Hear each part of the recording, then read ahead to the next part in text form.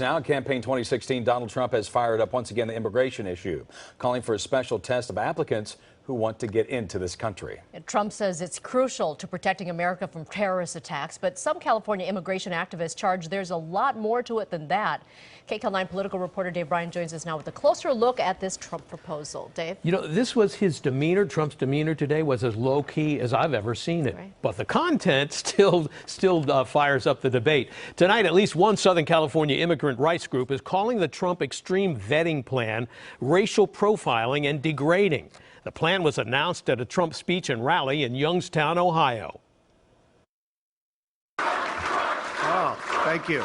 With a new low-key delivery, Donald Trump told a crowd of supporters in Ohio it's time for the U.S. to examine the thoughts of those applying to immigrate to America and apply an ideological test before allowing them to enter the country, a process he calls extreme vetting. We should only admit into this country those who share our values and respect our people. The time is overdue to develop a new screening test for the threats we face today. I call it extreme vetting. I call it extreme vetting. Our country has enough problems. We don't need more. But in Southern California, the immigrant rights group Chirla says such a policy wouldn't be applied equally to all immigrants, including those who are not in the country legally. So they have different names for it. It's racial profiling. It's discrimination based on your religion, based on your color, based on your gender. And we should really emphasize this is dehumanizing Americans, right? Because a lot of these people are Americans already. Trump says it's not about race or religion. It's about testing applicants for hostile attitudes. Those who do not believe in our Constitution or who support bigotry and hatred will not be admitted for immigration into our country. And Trump challenged his opponent Hillary Clinton's stamina to defeat the terrorists. She also lacks the mental and physical stamina to take on ISIS and all of the many adversaries we face. The secret is he has no plan. At her rally in Scranton, Pennsylvania, Hillary Clinton fired back that Trump changes his anti-terrorism strategy almost every day. Talked about letting Syria become a free zone for ISIS, a major country in the Middle East that could launch attacks against us and others. He's talked about sending ground troops, American ground troops. Well, that is off the table as far as I am concerned. Unlike Trump, Clinton wants to increase the number of refugees from Syria allowed into the U.S. from 10,000 to 65,000.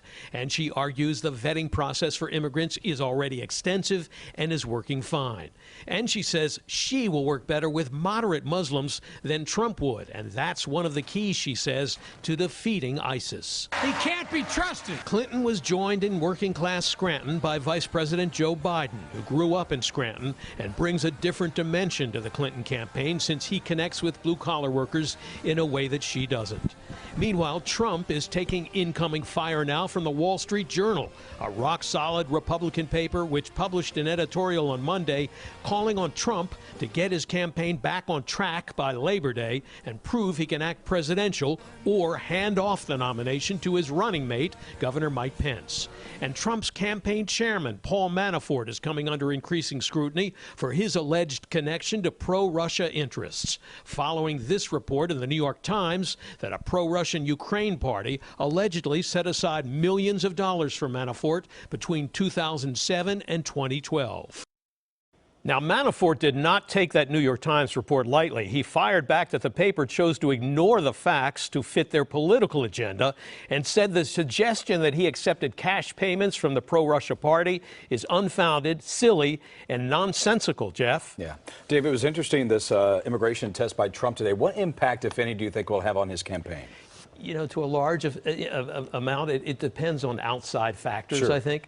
The biggest factor in how much the impact the Trump extreme vetting plan will have in November is the fear factor. If there's an increase in terrorism attacks and public concern rises accordingly, it could turn out to be a major factor that would help Trump. For that reason, the irony here is in the end, ISIS could turn out to win more votes for Trump than any other issue in this campaign, with the possible exception of jobs. And the other aspect of this is Trump has found a way to propose a crackdown on immigrants without naming Muslims or any other specific religion or race or singling out any particular group. But Lena, you know, his critics say this is a sneaky way of doing the same thing.